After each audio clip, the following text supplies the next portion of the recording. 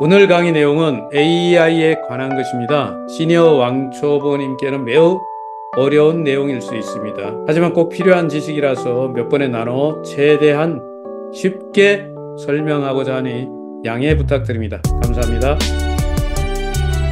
2025년 4월 4일 금요일 오후 8시 줌 웨비나. 오늘 주제는 AI 시대와 우리의 준비라고 하는 타이틀이고요.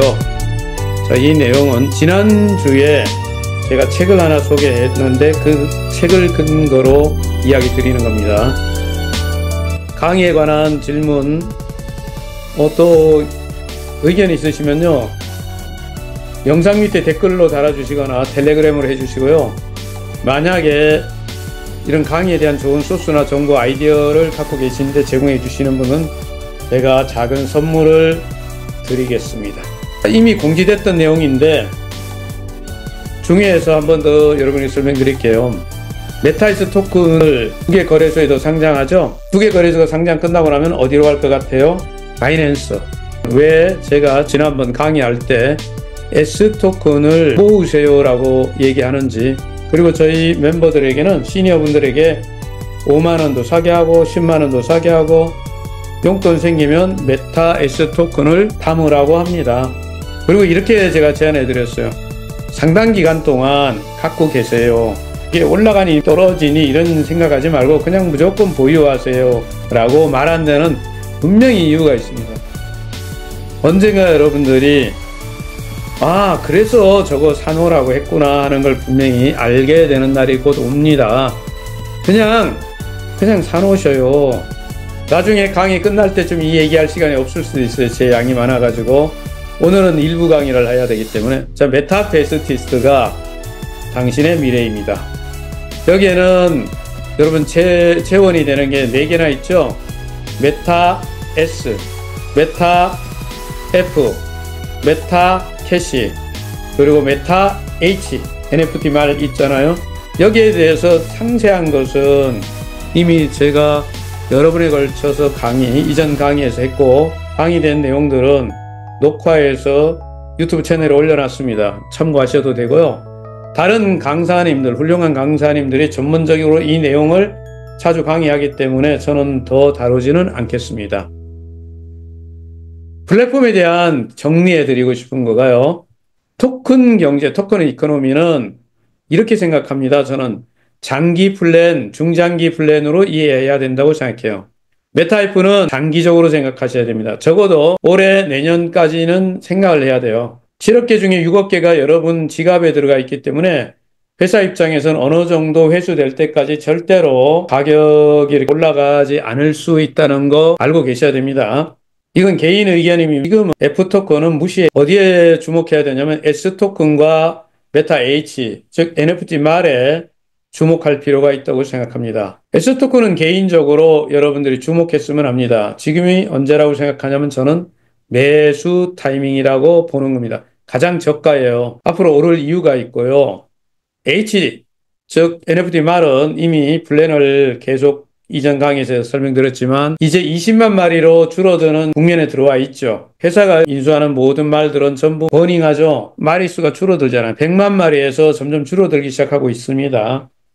여러분도 이제 곧 합세할 때가 온다는 점, 굉장히 주목할 일이죠. 그럼 말의 가치가 올라간다. 지금은 필리핀 굉장히 중요해요. 타이밍적으로. 단기이면서 중기까지 플랜이다. 짧은 기간 안에 어떤 돈을 만들고 수익성 있는 일을 하기 위해서 추천한다면 필리핀 가맹점 투자 플랜을, 필리핀은요 글로벌 시장에서 가장 중요한 위치죠. 필리핀에서 성공하면 전 세계에서 성공하는 거예요. 이 게임 프로젝트에서는, 특히 NFT 게임에서는 필리핀이 메카란 말이에요. 그래서 글로벌 시장을 여는데 교두보가 되기 때문에 전략적 요충지 같은 거예요. 그래서 올해 상반기에는 여기에 올인하고 있는 이유가 있다. 여러분, 회사가 어떤 방향에 집중할 때 같이 가면 유리해진다는 건 아시죠? 그리고 이제 장기적으로 볼 때 이 채널방 운영은 지속적인 소득 창출이 가능한 건데, 이것은 다음에 또 설명하고 또 다른 강사님들이 잘 설명하는 것을 참고하시기 바랍니다. 저는 장기적으로 아이템샵이 가동되는 걸 주목하고 있습니다. 장기적으로 고수익 플랜이라고 보고 있습니다. 이걸 위해서는 자동 승급과 온라인, 오프라인 글로벌 조직망이 구축되는 게 필수죠. 메타 페이스티스 플랫폼은 한마디로 중장기 계획으로 이해해야 된다. 그런 뜻이고요. 지금까지 블록체인에 대한 시장성, 그리고 비전 이런 거 계속 얘기해 왔고, P2E 이야기 드렸고요. NFT 이야기 드렸고, 메타버스까지 이야기를 충분히 드렸다고 생각해요. 여기에서 회사가 어느 방향으로 가냐면 레이싱 게임으로 레이싱이라고 말하는 것은 호스 레이싱을 말하는 거야. 말 경주 게임에서 글로벌 1위를 선점하는 것은 이건 사업적으로 가장 중요한 일이에요. 돈을 제대로 벌고 싶으면 시장을 선점해 가지고 계속 밀고 가는 겁니다. 이게 브랜드 효과. 한번 1위 브랜드를 가지고 밀고 가면요. 그게 성공하는 거예요. 마케팅 관점에서 제일 중요한 거죠. 그래서 이번에 필리핀 게임룸 만드는 것은 대단히 중요하다. 사활을 걸고 하는 이유가 거기에 있다. 이미 알고 계시는 정보고요. 그리고 앞으로 그 이후에는 어떻게 되느냐? 이후에 AI와 결합되는 다양한 서비스가 예정돼 있다. 이건 플랫폼 가치 상승에서 필요합니다. 그래서 오늘은 도대체 AI가 뭐니? 라고 하는 분들이 계시잖아요. 시니어 분들, 왕초보 시니어 분들을 위해서 AI에 대해서 아주 기본적이지만 조금 깊이 들어가게 되니까 좀 어려울 수 있습니다. 미리 양해 구합니다. 하지만 AI를 무조건 알아야 됩니다. 제가 왜 여기까지 얘기하냐면 우리가 우리 시대의 변화 중에 스마트폰이라는 거를 안 쓸 거라고 생각한 사람들이 있어. 시니어 분들 중에는. 야, 나는 전화만 하면 되는데 그런 게 왜 필요한데? 그런데 지금 어떻게 됐습니까? 모두 다 스마트폰 쓰고 있어요. 근데 이 스마트폰 변화보다 더 대단하고 더 규모가 큰 게 뭐냐면 AI예요. 상상 이상입니다. 그래서 오늘 그 AI에 대해서 아주 기본이지만 꼭 알아야 된다고 생각하는 부분을 다루겠습니다. 제가 한마디만 더 하고 본론 들어갈게요. 메타 S 일봉이잖아요. 지금이 어때요? 가격이? 야, 너무 좋죠. 오늘 지금 방금 전에 캡처해 놓은 거예요. 400원대. 개인 의견입니다. 지금이 가장 싸다. 어떤 분이 그런 얘기를 언젠가 저한테, 그때 사기를 잘했다. 계속 사 모은 게 너무너무 잘했다라고 하는 날이 오게 되어 있습니다. 자, 오늘 강의를 시작하겠습니다. 지난주에 소개하였죠? 듀얼 브레인이라는 제목으로 번역되는데, 저자가 이선몰릭 교수예요. 이분은 인공지능 분야에서 아주 이름 있는, 영향력 있는 전 세계 100명 중에 한 분으로 뽑혀 있는 거죠. 유명한 분이에요. 이선 몰릭은 펜실베니아 와튼 스쿨에서 이런 분야를 다룬데 창업과 혁신, 게임화, 조직 행동, AI와 비즈니스의 융합, 뭐 이런 거 다룬대요. 자, 이분이 지금 본인 책에서 이야기하는데 가장 중요한 개념 하나를 먼저 이야기를 하고 시작하겠습니다. AI를 어떻게 이해할 것이냐? AI를 이렇게 이해하라는 거예요. AI를 뭘로 이해하라? 외계의 지능이다.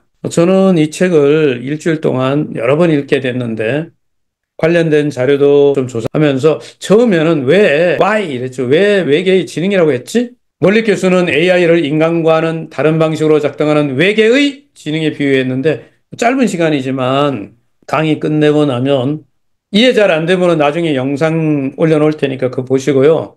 한 몇 번 반복되는 얘기를 오늘도 같은 주제를 여러 번 반복할 텐데 듣고 나면 그럴 수 있네. 외계의 지능. 비유가 너무 적절하다라고 생각할 수 있을 겁니다. 원래 제목은요. 듀얼 브레인이 아니에요. 코 인텔리전스라고 돼 있어요. 그리고 Living and Working with AI, AI와 살고 일하는 법, 뭐 이런 건데 이게 번역은 뭘로 내면 공동지능이라고 번역된 거죠. 코 인텔리전스. 원 제목이 공동지능이었어요. 처음에는 듀얼 브레인이 해서 찾아보니까 이런 책이 없어. 아마존에도. 그래서 이 저자를 검색해가지고 이선 몰릭 교수를 검색해갖고 보니까 원 제목은 코 인텔리전스인데 그냥 한국 번역할 때 책을 많이 팔아야 되니까 공동지능 이걸 듀얼 브레인 이렇게 번역을 했어요. 여기에는 네 가지 원칙이 있답니다. 이게 오늘 설명할 핵심인데 좀 어려울 수도 있습니다. 미리 제가 양해를 구했죠. 어려운 거에 대해서 죄송합니다. 그런데 이게 꼭 알아야 돼요. 이 정도 알고 나면요. 솔직히 오늘 AI에 대해서 거의 중요한 건 다 알게 됩니다. AI에 대해서. 첫 번째, 작업할 때 항상 AI를 초대한다. 두 번째, 인간이 주요 과정에 계속 개입한다. 세 번째, AI를 사람처럼 대하고 어떤 유형의 사람인지 AI에게 알려준다. 네 번째, 지금의 AI를 앞으로 사용하게 될 최악의 AI라고 생각한다. 요거예요. 근데 이거에 대한 이제 설명을 좀 들어갈 건데, 첫 번째 원칙에서는 작업을 할 때 항상 AI를 초대하라. 이번 제가 강의는요, 의도적으로 완전 AI만 이용해서 오픈 AI인데 여러 가지가 있습니다만 제가 사용하는 게 챗 GPT 4.0을 활용했어요. 얘를 좀 많이 쓰니까 좀 익숙해지더라고요. 한 네다섯 개 AI를 제가 쓰고 있는데 장단점이 완전히 달라요. 그래도 얘가 조금 인간적인 냄새가 좀 나는 것 같아요. 법적 윤리적 문제만 없다면은 우리가 하는 모든 일에다가 AI를 초대해서 도움받는 게 좋겠다라고 이선 몰릭 교수님이 얘기하셔요. 이제 그러면 AI가 어떤 건지 좀 알아야 될 거 아니에요. AI가 뭘 할 수 있는지, 어떤 도움을 줄 수 있는지, 또 어떤 측면에서 우리에게 위협이 될 수 있는지 요거 알아야 된단 말이에요. 여러분이 지금 스마트폰으로 보면 이런 게 잘 안 보일 수 있죠. 나중에 PC에서 이거를 영상 제가 올려놓을 때 참고하시기 바라고요. AI의 미묘한 차이, 한계, 능력을 잘 아는 사람은, 이걸 이해하는 사람은 AI의 혁신적인 잠재력을 최대한 발휘할 수 있는 독보적인 위치에 서게 된다. 한마디로 얘기해서 AI를 지금 잘 사용하면요, 훨씬 더 성공적으로 일할 수 있게 된다는 게 교수님의 이야기세요. 저는 여기에 대해서 공감합니다. 우리 시니어 분들이 앞으로 뭔가를 해야 되는데 오늘 얘기한 거를 꼭 기억해 두세요. 지금까지 살면서 경험했던 거 내가 잘 아는 분야, 전문적인 분야에 AI 도움을 받으면 훨씬 더 잘할 수 있게 돼요. 원칙 1은 뭐예요? 작업할 때 항상 AI를 초대한다. 우리가 할 일은 AI의 강점과 약점을 또 우리도 우리의 인간의 강점과 약점이 있잖아요. 이 둘을 정확하게 이해하면은 자, AI는 뭐가 잘하고 뭘 못하는지 우리는 뭘 잘하고 뭘 못하는지 이걸 잘 알면요. 인간의 머리로는 떠올리기 힘든 혁신적인 해결책과 아이디어가 나올 수 있다. 이 부분이에요. 이게 사업적으로 굉장히 중요할 수 있어요. 실제 AI를 잘 활용하면요. 진짜 문제 해결하고 새로운 아이디어를 얻을 수 있습니다. 여기에 중요한 거는 AI에 약점이 있다고 그랬죠. 중요한 건 뭐냐면 우리의 데이터 비밀보호, 개인정보 같은 노출 같은 문제를 심각하게 고려해야 되고요. 또 하나는 AI가 워낙 잘하다 보니까 우리가 거기에 너무 의존해가지고 위험해질 수도 있다. 따라서 우리는 AI를 버팀목이 아니라 보조도구로 사용하는 것이 중요하다. 그래서 AI를 항상 우리 작업에 참여시키는 거, 저나 우리 여기 시니어 회원님들이 AI를 피해갈 수는 없어요, 이제. 현실 속에 너무 많이 침투했고요. 앞으로 더 많아집니다. 두 번째 원칙은 인간이 주요 과정에 계속 개입해야 된다. 이게 중요한 거예요. 인간이 주요 과정에 계속 개입한다. AI가 아무리 잘해도 심지어 AI가 발전해서 인간의 도움이 덜 필요해지더라도 우리는 여전히 도움을 주는 역할을 맡아야 한다. 이게 핵심이에요. AI가 잘한다고 해서 맡기면 절대 안 된다는 얘기입니다. 이유가 왜 그러냐면요. 뒤에 이거 설명할 텐데 이게 대규모 언어 모델을 영어로 LLM이라고 부릅니다. 오픈 AI의 기술이 LLM이에요. 오늘 이런 얘기 처음 듣는 분은 야 저거 어려운데 어렵다니까요. 하지만 자 낙이란 강사 얘기를 자꾸 듣고 나면은 머리에 못이 박혀. 그러면 야 LLM이라는데 라지 랭귀지 모델이라는데 대규모 언어 모델 그게 요즘 오픈 AI 기술이라며 우리 할배가 대단히 똑똑해지셨네. 할매가 엄청나게 유식해지셨네. 이렇게 나와요. 무엇이라고? 대규모 언어 모델. 이게 지금 우리가 쓰는 챗 GPT. 이 내용은 몰라도 돼요. 그냥 대규모 언어 모델이라는 단어가 있다.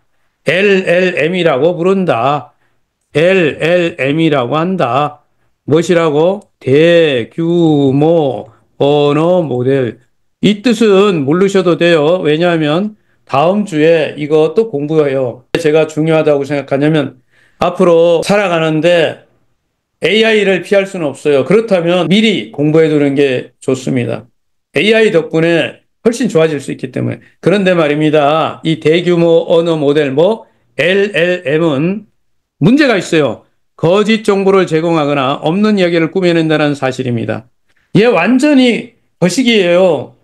얘는요, 텍스트 기반으로 하는 기계 프로그램이잖아. 뭐를 해요? 그럴듯하게 만족스럽지만 미묘하지만 틀린 답을 내놓습니다. 완전 사기쳐요. 이걸 AI 환각이라고 부르는데, 저도 제가 검색을 시키잖아요. 챗 GPT한테 낙의 이론에 대해서 조사하시오. 그러면은 잘 모르겠는데요. 처음에 이래요. 그래서 데이터 몇 개를 줍니다. 이런 거 했는데, 그런데 얼마나 거짓말을 잘하냐면, 박사네요. 어디 대학 교수로 일하고 있네요. 거짓말이에요, 거짓말. 저 박사 아니고 대학 교수 아닌데 누군가 그런 용어를 이렇게 인터넷에 올린 게 있거든요. 나 박사님 이렇게 한 분은 재미로 그렇게 얘기한 거고 제가 어떤 분야에 뭘 하니까 그렇게 하신 건데 얘는요, 그거를 캡처다가 해가지고 다 해갖고 제가 아니라고 주장해도 아니, 진짜라고 막 우겨대기도 해요. LLM, 대규모 언어 모델로 만든 게 뭐라고요? 오픈 AI, 즉 다시 말하면 여러분이 제가 지금 사용한 게 챗 GPT 쓰고 있거든요. 얘는요, 그럴듯한 거짓과 허위 인용물을 기꺼이 만들어내고요. 틀린 답도 정당화합니다. 우리가 이렇게 그거 잘못됐다고 말해도 계속 아니라고 주장해요. 그래서 잘못하면요, 여기 넘어갈 수도 있습니다. 그래서 AI가 하는 거짓말을 확인할 수 있고 AI에 휘둘리지 않고 함께 작업할 능력이 필요로 하다. 따라서 인간이 개입해야 된다. 원칙 3. AI를 사람처럼 대하고 요 대목 처음엔 좀 어색한 말인데 AI를 인간처럼 대하고 어떤 유형의 사람인지 AI에게 알려줘야 됩니다. AI를 의인화하면 할수록 AI를 악용할 가능성도 커집니다. 제가 AI한테 이렇게 물을 때, 야, 이렇게 물으면 얘도 야, 이렇게 답하고요. 당신 말이야, 그러면 예, 저는 말이죠. 이렇게 답을 해요. 굉장히 재밌습니다. 초등학교처럼 반응하면 초등학교처럼 답변을 해줘요. AI는 읽고, 쓰고, 보고, 듣고 음성으로 이미지 생성하고 웹을 탐색하는 등 새로운 방식으로 세상과 연결되고 있다. LLM은 제가 뭐라고 앞에서 얘기한 것 같은데 LLM 오늘 이거 하나 공부하고 가죠. 대규모 언어 모델 오픈 AI 기술을 말합니다. LLM은 이메일과 브라우저처럼 널리 쓰이는 도구와 통합될 것이다. 이제는 이런 게 다 이미 들어가 있습니다. 여러분 챗봇 있잖아요. 이미 AI 사용하고 있어요. 그럼 여러분 질문하면 답을 착착착 내놓잖아요. 그래서 이런 거는 이미 비즈니스에 다 사용되고 있어요. 이렇게 해서 많은 AI 에이전트라고 그래요. 이런 것들이 등장하게 됩니다. 그렇게 해서 앞으로 어디 시대로 넘어간다고 보냐면 아티피셜 슈퍼 인텔리전스 우리말로 뭐예요? 초인공지능. 초인공지능으로 넘어갈 거다. 그러면 어떻게 되냐? 인간의 미래가 이게 좋은 쪽으로 이런 시대로 간다라고 보는 쪽에서 보면 초인공지능은 인간의 어떤 영역을 뛰어넘을 거다. 그러면 어떻게 된다고? 인간이 무력해진다. 이렇게 된다고 보는 쪽에서 그랬어요. 그렇게 해서 이 초인공지능을 영어 약자로 ASI라고 그러는데 ASI는 인간보다 더 빠르고 정확하고 창의적일 수 있어요. 그래서 모든 면에서 앞서가기 때문에 인간이 통제력을 상실할 수 있고 그러니까 이렇게 야 알아서 하니까 그냥 맡겨 이러다 보면 인간의 판단력이나 사고력이 퇴화될 수도 있다. 그래 위험할 수도 있다라고 얘기합니다. 근데 반대하는 쪽은 아니야. 인간은 AI를 통제할 수 있어. AI는 도구일 뿐이야. 이렇게 말하는 쪽에서 본다면 야 말이 안 돼. 그 초지능 의식은 다르잖아. 야, 아무리 초인공지능 ASI가 지능이 높다고 해도 야, 인간이 갖고 있는 자아나 의도 그런 거하고는 달라. 차원이 달라. 결국은 인간이 만든 거 아니겠어? 그래서 윤리와 안전장치 만들어주면은 인간을 보조하는 존재가 되는 거야. 그러니까 인간의 감정, 윤리, 문화, 창의성 같은 고유의 어떤 가치를 지닌 인재인데 말이야. 아무리 말이 기술이 발달한다 그러면 기계가 말이야 어떻게 인간을 말이야 능가할 수 있어. 말도 안 되는 소리야. 이런 분들이 있죠. 근데 이 둘은 아직은 자 이거 챗 GPT한테 물었더니 뭐라고 그래요? 제 생각은요. 초인공지능이 올 수도 있고요. 정말 강력해질 수도 있다고 봐요. 하지만 인간은 쓸모없어진다는 단어는 너무나 극단적이고 단순화된 주장일 수 있습니다. 오히려 이런 질문이 필요하다. 그러니까 우리는 AI와 어떤 관계를 만들 것이냐? AI 시대의 인간의 존재 의미는 무엇인가? 이렇게 철학적인 질문을 해야 된다는 거예요. 이거 누가 이야기한 거라고요? 챗 GPT, LLM이 말한 거예요. 이렇게 해서 초인공지능에 대해서 요즘 고민 많이 하는데 여기에 제일 중요한 게 뭐예요? 윤리, 소유권, 통제권 이런 것들이 인류의 존속과 관련되기 때문에 인공지능 연구하는 사람들은 고민이 많아요, 지금. 앞으로 가야 된다, 말아야 된다, 난리라니까요. 자, 윤리적인 관점을 한번 볼까요? 인간이 어떤 지시를 했어요. 앞으로 초인공지능이 나왔는데 지시를 했어요. 근데 뭔 뜻인지 이해를 못했어. 의도 파악이 안 됐어. 그러면 예기치 않은 결과가 나올 수 있어요. 예를 들어 이렇게 했단 말이야. 지구를 깨끗하게 만들어줘라고 말을 했더니, 그랬더니 뭐라고 이해를 했어요? 야, 그러면 인간들이 너무 지저분한 데 많아. 인간을 다 제거해버리자. 이렇게 이해해버릴 수도 있다는 거예요. 그럼 어떻게 돼요? 초인공지능이 인류를 다 제거할 수도 있잖아. 지시를 수행하는데 의도를 이해 못할 수도 있다. 소유권 문제. 자, 지금은 대부분의 AI가 기업 소유잖아요. 오픈 AI 혹은 구글, 메타 이런 데 소유란 말이에요. 근데요, 얘가 어떤 문제를 일으켰을 때, 어떤 생성물을 만들었을 때, 이거 누구 거냐라고 말해야 되잖아. 인간 거냐, 그 입력한, 질문한 사람 거냐, 아니면 기업 AI를 만든 거냐, 아니면 AI 자신이냐. 이거 굉장히 중요해, 민감해요. 저작권이 누구냐, 심각하죠, 이게. 아직 결론 안 났습니다. 통제하고 규제하는데 초인공지능을 한번 등장시키면 이제 되돌아가지 못합니다. 여러분 지금 우리가 스마트폰 시대가 됐는데 다시 옛날로 이게 문자나 보내는 그런 시대로 돌아갈 것 같습니까? 절대 안 가요. 절대 후퇴하지 않습니다. 이거는 앞으로 국제적으로 이거를 생각해야 돼. 통제를 어떻게 할 건지 이런 것들이 지금 중요합니다. 결론을 내자면 현재 학자들이 이런 부분들, 제도적 장치, 그다음 윤리 문제 이런 걸 굉장히 고민하고 있다. 그 정도로 어떻다는 거예요. AI가 이미 일상에 들어와 있어요. 저나 여러분들이 못 느낄지 몰라도 이제 모든 부분에 AI가 뭔가를 하고 있습니다. 이선 물리 교수가 하는 말은 AI의 어떤 기능하고요, 인간의 사고는 정확하게 다르다. 저는 이 말을 오늘 좀 설명을 드리려고 합니다. AI는 이유를 설명하는 게 아니라 그럴듯하게 이야기를 꾸며내는 거예요. AI는요, 그냥 프로그램된 대로 어떤 걸 반응하는 거지 인간처럼 사고, 생각하는 게 아닙니다. 그런데 어떻게 보면요, 진짜 생각하는 것처럼 보여요. 왜 그러냐면 LLM은요, 인간이 어떤 거 하는 것처럼 이렇게 만들었어요. 기능적으로. 그럴듯한 걸로 만들어내요. AI는 자기가 한 거에 대해서 반성하는, 리플렉션하는 기능이 없어요. 체크하는 기능이 없다고요. 그렇기 때문에 내가 뭐 잘못했지 이렇게 체크하는 기능이 없어요. 그냥 즉석에서 결과를 이렇게 내는 거예요. 그냥 꾸미는 거예요, 설명을. 합리화시킨 것처럼 보일 뿐이에요. 실제로는 그냥 아무것도 아니에요. 이렇게 물어볼까요? 너 왜 그랬니? 하고 AI에게 물으면은 그냥 그럴듯한 말을 써놓는 거예요. 그래서 이거 잘못 사용하면 큰일 납니다. 요것 때문에 문제 생긴 경우가 굉장히 많았어요. 실제 사례가 뭐냐면 AI를 이해 못해가지고 오픈 AI한테 야, 이 사건에 이런 사건에 대한 판례를 조사했더니 오픈 AI가요, 판례를 10개나 뽑아준 거야. 근데 그 검증했어야 되죠. 그대로 법원에 제출했습니다. 근데 상대편 변호사가 조사해보니까 완전 가짜야. 이 변호사가 거짓말했다 이렇게 해서 판결을 어떻게 냈어요? 이 변호사가 실형을 받았죠. 검증 안 하고 심각한 거예요, 이거. 법 이런 데다 적용하면. 그래서 이 오픈 AI가 정리해 준 겁니다. 챗 GPT의 결론이에요. 뭐 생각처럼 보이게 말할 뿐 실제로 생각하는 건 아니다. 그러므로 지금 AI를 지능적 도구로 활용하는 건 좋지만 아직까지는 여러분 결정을 내리는데 누가 해야 된다? 인간이 해야 된다. 그래서 AI를 사용할 때 여러분들이나 제가 해야 될 일은 그거 반드시 확인해야 돼요. AI가 무슨 답을 낸 거를 그대로 100% 믿는 것은 아직 위험합니다. 심각한 위험성이 있습니다. 마치 블랙박스 비슷해요. 무슨 얘기냐면 블랙박스를 봤는데 그걸 어떻게 이해할 거냐는 거지. 어떻게 해석할 거냐와 똑같아요. AI가 답을 준 거는 블랙박스 같은 거라고 보면 돼.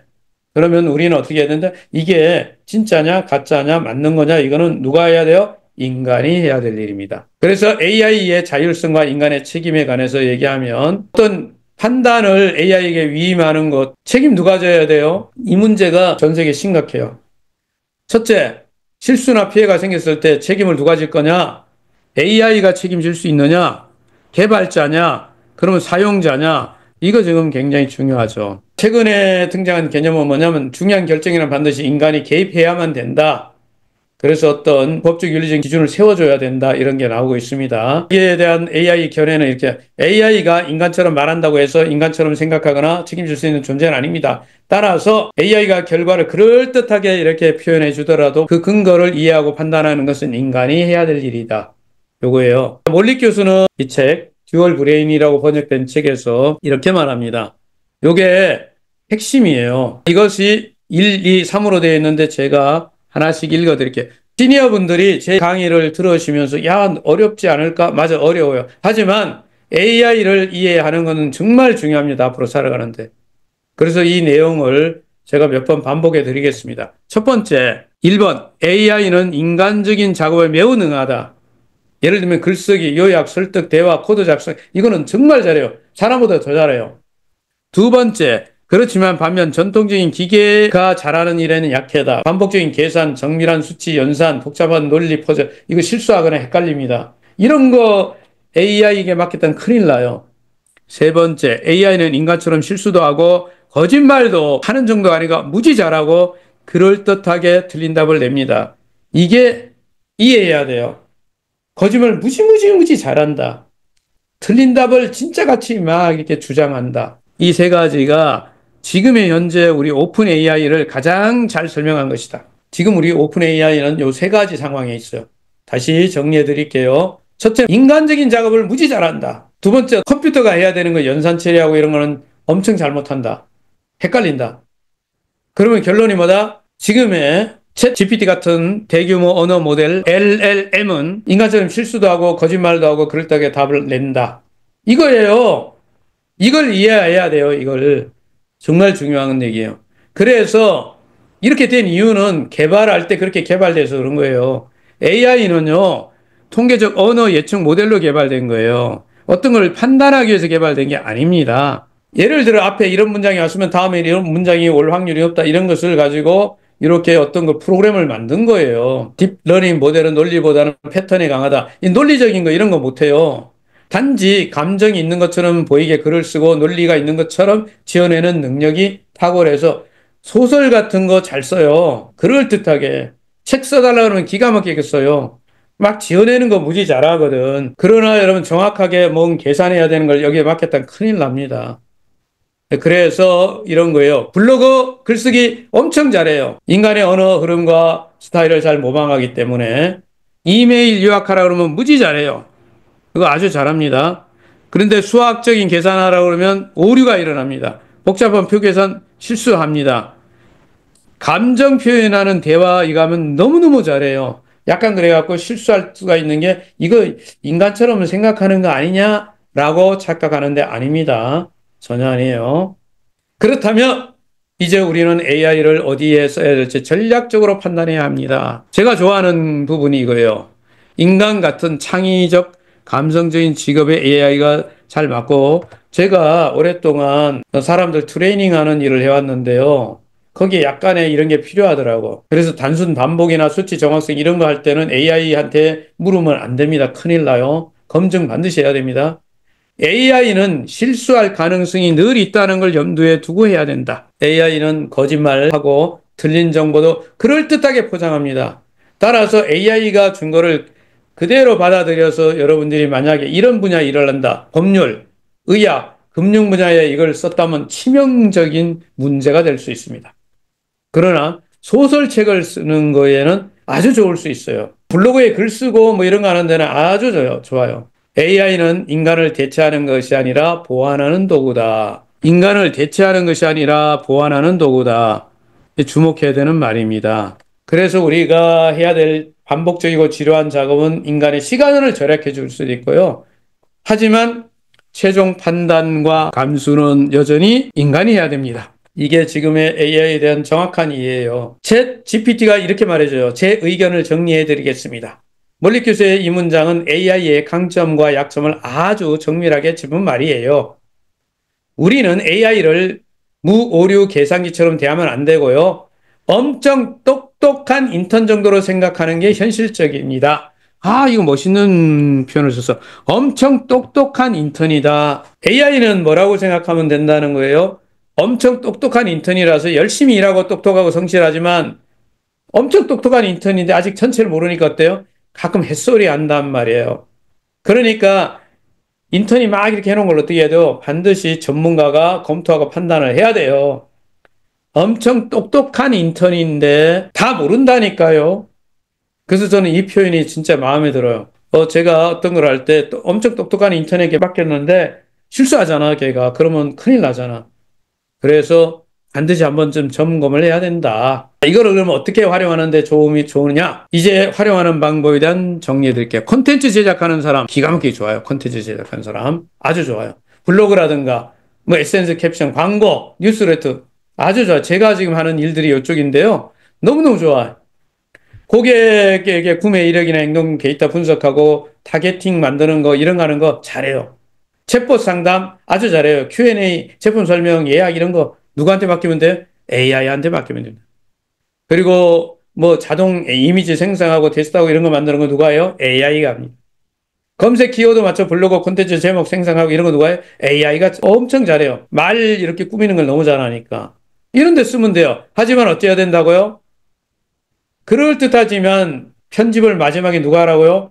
사람이 해야 돼요. 왜? 똑똑한 인턴이니까 실수한다니까요. 잘난 체 해가지고. 이거 굉장히 중요합니다. 그리고 교육 분야에 AI를 활용할 수 있습니다. 개별 학습 보조하는데 잘해요. 질문도 하고 답변도 줄 수 있고요. 그리고 과제 첨삭 피드백 때 학생들의 보고서 이런 거 초벌 피드백 아주 많아요. 문제도 만들어줘요. 자동 퀴즈, 연습 문제, 객관적 주관식 문제 생성 기가 막히게 잘해요. 문제 내라 그러면. 수업 요약하라 그러면요. 강의 착착착 요약해 줍니다. 언어 학습 보조, 외국어 번역이라든가 문법 교정 뭐 해야 연습 책보. 그런데 여기까지만 하면 안 된다니까요. 어떻게 하라고요? 주의점. 항상 정확하지 않아요. 안 맞는 게 있다니까요. 학생이 만약에 AI를 그대로 베끼는 경우 심각한 문제가 생겨요. 머리 나빠져요. 창의력 저하되고 학습이 왜곡될 수 있습니다. 그래서 교사가 반드시 감수하고 안내를 해야 됩니다. AI 때문에 교육이 확 바뀌게 됩니다. 앞으로 학교 교육이 완전 뒤집혀요. 위험성도 있다고 얘기했습니다. 그리고 AI가 제일 잘 맞는 기술 중에 또 하나가 뭐예요? 프로그램 개발하는데 기가 막히게 돼요. 코딩, 소프트웨어 개발 분야가 지금 엄청나게 AI를 쓰죠. 그래서 코드 생성 AI가 더 잘해요, 사람보다. 디버깅, 오류 분석하고 수정 코드 만드는 거 AI가 하는 거예요. 코드 설명하는 거 AI가 더 잘해요. 문서 만드는 거, 예를 들면 요즘 AI 뭐 만들어요? 토큰 이렇게 제작해가지고 블록체인 플랫폼 만들잖아. 그러면 뭐 해야 돼요? 여러분, 백서 만들잖아. 누가 잘 만들어? 사람보다 AI가 더 잘 만들어. 그래서 쭉 읽어보면 기가 막히게 만들어놔요. 그래서 요즘에 가짜 블록체인 플랫폼이 워낙 많아요. 누구 때문에? AI 덕분에. 그 구분할 줄 알아야 됩니다. 진짜 깔끔하게 코드 만들어냅니다. 그래서 강한철 회장님이 이런 얘기 한 적이 있어요. 메타페시티스 플랫폼 만드는 거 이런 거 좀 지나면 어떻게 한다고요? 수년 걸쳐서 다 만들어놨으면 AI가요, 한 방에 복제해낼 수 있다는 겁니다. 근데 뭐를 못해? 마케팅하고, 시장을 형성하고, 이런 거 하는 것들은 AI가 할 일이 아니죠. 그거는 복제해서 되는 일이 아니잖아요. 그래서 인간이 뭘 해야 되는지 알아야 된다니까요.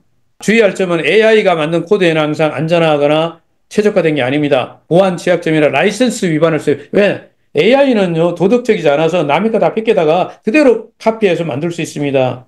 그래서 개발자가 검토 안 하면 나중에 소송에 휘말릴 수 있어요. 이거 심각한 거예요. 그래서 책을 막 이렇게 쓰는 사람도 저작권에 휘말릴 수 있으니까 조심해야 됩니다. 그 밖에 다양한 분야에 쓸 수 있어요. 디자인하는데 이거 만들 수 있고 법률 초안 만들 수 있어요. 하지만 뭐 해야 된다? 반드시 감수해야 됩니다. 왜? 위험하잖아, 나중에. 헬스케어에도 좋고요. 환자 설명서 요약 뭐 이런 거 다 되는데 장문 이런 번역. 근데 뭐 하라고? 반드시 감수해야 된다. 그래서 이제 정리해 볼까요? AI 활용 전략 3단계. 지금 여러분에게 강의하는 이 내용을 제가 어디서 만들었다고 생각하십니까? AI한테 부탁해서 만드는 거라니까. 이게 다 맞다고 제가 주장하지 않습니다. 제가 이거 틀린 거는 AI한테 야 이거 잘못 쓴 것 같은데 이렇게 교정 맞어요 제가. 너 이거 잘못 말한 것 같은 제가 실수했습니다. 다시 써줄게. 그 몇 번 쓴 거예요 이거. AI 엉터리예요. AI는 초안을 만드는 거 정도는 무지무지 잘해요. 초안은 누구한테 맡긴다? AI. 그래서 AI를 아까 뭐라고 그랬습니까? 똑똑한 인턴이다. 여기까지. 그런데 최종 결정은 전문가가 해야죠. 판단 내리는 거 이런 건 전문가가 해야 돼. 그래서 AI한테 뭐 일 시킬 때는 조금 AI를 띄우면 돼요. 야, 너는 마케팅 전문가 입장에서 말이야. 이거 한번 써봐. 훨씬 잘 써요. 네가 소설가라는 입장에서 이걸 글 써봐. 그러면 정말 잘해요. 네가 기자라고 생각해 글 써봐. 그러면 정말 잘해요. 네가 강의할 거라고 생각하고 글 써봐. 그러면 정말 잘해요. 이렇게 일을 맡길 때 정확하게 알려줘야 됩니다. 그러면 AI는 인간의 일을 보완하는가, 대체하는가? 자, 이거 MIT 연구 결과물입니다. 그런데 말입니다. 이 질문을 했을 때 의도는 뭘까요? AI는 인간의 일을 보완하는가 대체하는 것은 사실은 보완하라고 얘기됐는데 결론은 뭐예요? 실제로 보완이 아니라 대체로 쓰이고 있다는 것이 굉장히 중요한 부분입니다. 근데 문제는 뭐였다고요? MIT 연구에서 나오니까 보완을 하는 게 아니고 대체해서 쓴다는 거예요. 그러니까 원래 기술 방향은 보안 용도로 개발했지만 지금은 뭐예요? AI가 뭘 하고 있네. 그래서 대체로 쓰여지는데 이게 잘못됐다고 말하기는 그렇다고 누가 챗 GPT는 이 두 가지가 다 도움이 되지 않겠냐. 첫 번째, AI는 실제로 대체 효과를 내고 있다. 왜냐하면 기업 입장에서는 AI를 활용해서 사람을 줄일 수 있어요. 초급 디자이너, 마케터, 작가, 번역가, 사무보조 같은 직업들은 직접적으로 타격을 입습니다. 앞으로 없어지는 직종이나 위험한 직종이 뭐냐면 아마추어 직종들이에요. 초급 이런 거 마케터. 갈 곳이 없습니다. AI 덕분에. 구조조정될 확률이 높습니다. 그런데 보완을 하기도 하죠. 전문가한테는 달라져요. 전문가한테는 어떻다고 AI를 잘 쓰는 사람은 더 강해지고 못 쓰는 사람은 밀려나는 구조로 할 거다. 전문가 입장에서는 뭐가 된다고요? 보완자가 될 수 있습니다. 여러분이 이 얘기를 꼭 들어주셨어야 합니다. 그래서 여기 시니어 분들이 계신다면 과거에 전문적인 어떤 분야를 갖고 계시잖아요. AI의 도움을 받아서 훨씬 더 발전할 수 있어요. 이제 윤리적 딜레마가 있다고 그랬죠. AI로 인해서 많은 것이 바뀌면 어떻게 할 것이냐. 그래서 앞으로 이렇게 해야 돼요. 기술보다 중요한 것은 기술을 어떻게 사용할 것이냐. 기술 자체가 아니라 우리는 어떻게 이걸 사용하느냐가 훨씬 더 중요하다. 일자리가 AI로 인해서 사라지는 게 아니라 변화된다. 멀리 교수는 전동 공구가 나왔다고 해서 목수가 없어지지는 않고 스프레시트가 나왔다고 회계사가 없어지지는 않는다. 다만 이런 도구들이 업무의 효율성과 범위를 확장시킨다. 그래서 전체적으로 보면 도구가 직업을 없애는 것이 아니라 직업의 형태를 바꾸고 재정의할 것이다. AI를 쓸 줄 아는 사람과 못 쓰는 사람의 차이가 생길 것이다 라고 하는 거예요. 이 분야는 전문가도 똑같이 얘기합니다. AI와 함께하는 집단이 더 좋은 성과를 냈다. 협업의 힘. 이것도 연구된 내용이고요. 다만 우려되는 게 뭐라고요? AI를 지나치게 의존하는 집단은 판단력에서 문제가 생겼다. 그래서 AI한테 다 맡기는 것은 위험하다. 예를 들어서 고성능의 AI를 채용한 채용 담당자가요. AI에 의해서 막 판단했더니 중요한 일이 뭐예요? 우수한 지원자를 다 놓친 거예요. 실수하는 거예요. AI가 만능 건 아니라고 얘기했습니다. 결론은 AI는 우리의 도구이자 보울이다. AI는 일자리를 바꾸지만 없애지는 않습니다. AI와 협업하는 인간은 AI 없이 일하는 인간보다 더 경쟁력이 높습니다. 그러나 지나치게 AI에 의존하면 인간이 무너질 수 있습니다. 따라서 중요한 것은 AI의 기술이 아니라 AI를 어떻게 사용하느냐에 사람의 태도에 달려 있다.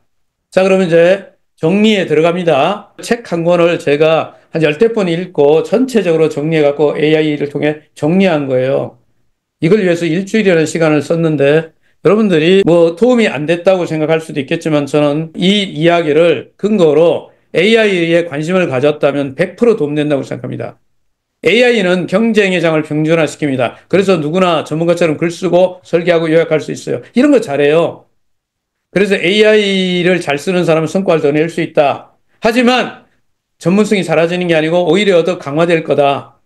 따라서 AI의 미래는 인간이 자유신의 고유한 전문성을 더 발휘하는 데 도움을 줄 거다. 그래서 인간은 질문하고 판단하는 책임의 주체로서 성장해야 한다. 결론은 AI와 전문성이 공존한다. AI가 일을 평준화시키지만 사람을 대체할 수는 없다. 도구 가지고 사람을 대체할 수는 없다. 이겁니다. 그러므로 두 번째 결론. AI를 잘 쓰는 능력이 새로운 형태의 전문성이 된다. 예전에는 엑셀 잘 다루면 데이터 전문가로 평가받았죠. 지금은 GPT나 AI 툴을 잘 사용하면 디지털 시대의 실무형 전문가가 됩니다. 비전이 있습니다. 저나 여러분들 중에 AI를 잘 다룰 줄 알게 되잖아요. 그러면 똑똑한 인턴을 잘 다루잖아요. 이 외계 지능을 잘 다루잖아요. 전문가로서 인정받을 수 있으면. 저는 중강 이런 건 잘 못해요. 하지만 AI의 도움을 받아가지고 강의를 만들어내고 그리고 영상을 찍고 편집을 하고 하는 것으로 전문성을 만들 수 있다는 건 확인했어요. AI를 이용해서. 결국 전문성은 기술이 아니라 판단력과 통찰력에 관한 것이다. 사람이 할 일은요, AI가 모든 걸 해줄 게 아닙니다. 사람은 맥락을 판단하고 윤리성과 미묘한 감정을 이해하고 책임을 갖는 것, 이런 거는 AI 영역이 아닙니다. 그래서 앞으로 더 중요해지는 게 뭐예요? AI에게 무엇을 물어볼 것이냐? AI의 제안이 적절한가? 그 판단에 책임을 질 수 있냐? 이런 걸 물어야 돼. 사고력, 철학, 인간적인 감각이 필요한 것입니다. 결론은 이런 겁니다. 이제 AI는 전문성을 없애는 게 아니라 어떻게 한다? 전문성을 재구성합니다.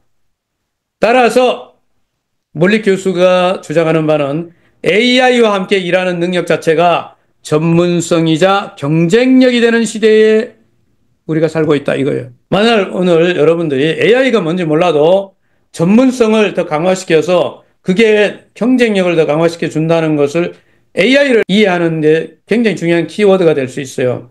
지금까지 AI, 나 뭐, 그거 뭔지 몰라. 챗 GPT, 그건 몰라. 이렇게 했다면 오늘부터라도 당장에 AI에 관심을 가지셔야 합니다. 정말 중요해요. AI와 함께 일하는 능력 자체가 전문성이 되는 것입니다. 이거 제가 이렇게 한 장으로 요약해줘? 했더니 이렇게 한 장으로 만들어 준 거예요. 그래서 이제 요 얘기는 안 해도 되니까 지나가는 겁니다. AI는 우리가 생각하는 것보다 더 빨리 발전할 수 있어요. 그러면 AI를 어떻게 받아들이자? 공동 창작자로 코-인텔리전스로 받아들이자. 이렇게 이 책의 저자가 가르쳐 주고 있어요. AI와 협력하자.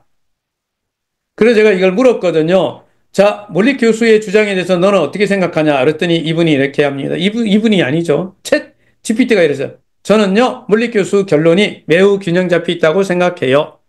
그는 AI의 잠재력에 대해 낙관적입니다. 하지만 동시에 위험과 책임에 대해서 분명히 경고도 하죠. 그래서 AI가 우리를 대신에 미래를 만들도록 둘 것인가 아니면 우리가 AI와 함께 그 미래를 만들 것인가 이런 부분에 대해서 그러면 AI와 함께 성장하되 중심에는 언제나 인간이 있어야 한다 이렇게 결론 냈다고 정리를 정말 잘했어요.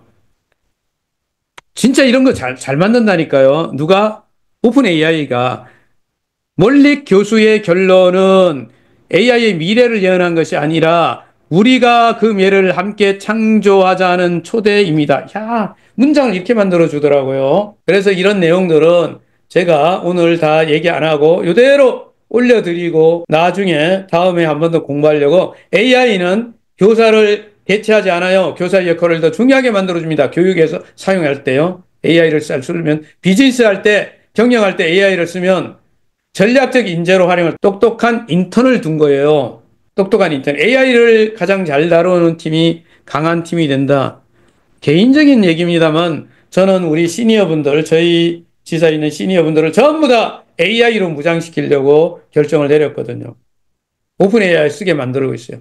예술 창작 분야에 일하시는 분 계십니까? 그러면 AI는 표현의 가능성을 넓히는 붓과 같습니다. AI를 이용해서 초벌구이 하세요. 그 다음에 마무리할 때는 누가요? 내가 하면 되죠. 이게 할 일이라는 얘기예요. 그리고 정책 공공 분야에서는 AI가 보조 역할을 해준다니까요. 시민과 정책을 연결하는 매개체가 된다. 결론, AI를 초대하자. 인간이 중심에 있어야 한다. 지금의 AI는, 지금까지 개발된 AI는 아직도 가장 약한 단계다. 앞으로도 강력한 AI가 나온다. 이렇게 생각을 하라는 겁니다. 이런 얘기를 하신 분이 이산 몰릭 교수예요. 지금까지 이분 이야기를 했고요. 저는 다음 주에 제리 카플란이라고 하는 행성형 AI의 전문가, 세계 최고의 전문가의 이야기를 가지고 오픈 AI에 대한 이야기를 합니다. 좀 어렵지만 반드시 한 번은 알아두어야 된다고 생각해서 다음 주에도 이 이야기를 할 생각입니다. 이 두 권의 책을 다룹니다. 생성형 AI는 어떤 미래를 만드는가? 인간은 필요 없다. 아주 충격적인 제목인데요. 이 두 권을 여러분에게 다음 주에 요약해서 최대한 그래도 좀 쉽게 얘기해 보려고 하겠습니다. 자, 오늘 강의는 여기까지 마무리합니다. 대부분의 강사들은요, 회사 플랫폼 이야기를 하나씩 하나씩 설명 잘 해주세요. 근데 저까지 그것까지 하면 여러분은 언제 이런 공부하세요? 그래서 나기런 강사 한 명쯤은 좀 기본적인 우리 시대에 필요한 이런 흐름에 대해서 강의할 기회를 주셨으면 좋겠습니다. 강의를 끝까지 들어주신 여러분들 진심으로 감사드리고요. 주말 잘 보내시고 다음 주에 뵙겠습니다. 감사합니다.